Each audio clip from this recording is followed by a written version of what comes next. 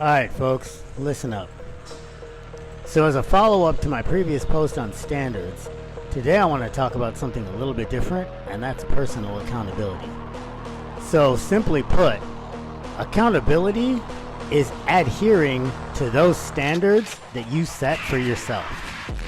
But what does that mean? That means not only consistently adhering to those standards, but making up for them when you fail. Personal accountability in regards to failure can manifest itself in different ways for different people. Some people require outside encouragement, support from others, maybe look for, an inspirational quote or some kind of motivation from an external source. Other people internalize their response, get kind of robotic and double down on the processes and procedures that led to them being successful in the first place.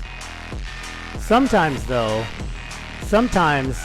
internal response is a bit more visceral, a bit more emotional. Maybe your ego's bruised, maybe your pride is hurt just a little bit from that lack of success, or maybe it comes from even a deeper place where you just refuse to be the person that you used to be, and so no matter what, you refuse to continue to fail. And so in that case, sometimes that personal accountability comes from a sense of, for a lack of a better term, weaponized spite. I often like to say that fitness is freedom. And so to me, a lack of or a loss of fitness is like somebody putting me in handcuffs. If there's one thing I cannot abide, it's a restriction of my freedom of action. And there is no purer a distillation of the restriction of one's freedom of action as the loss of health or physical ability. For me, personal accountability is the strong nuclear force. It's the mortar. It's the glue that binds this whole thing together. It's how you combine the habits with the discipline, with the motivation, with the standards. Where does it come from? Well, that depends on the individual. Like I said before, for some people, it's a very introspective, sort of clinical thing.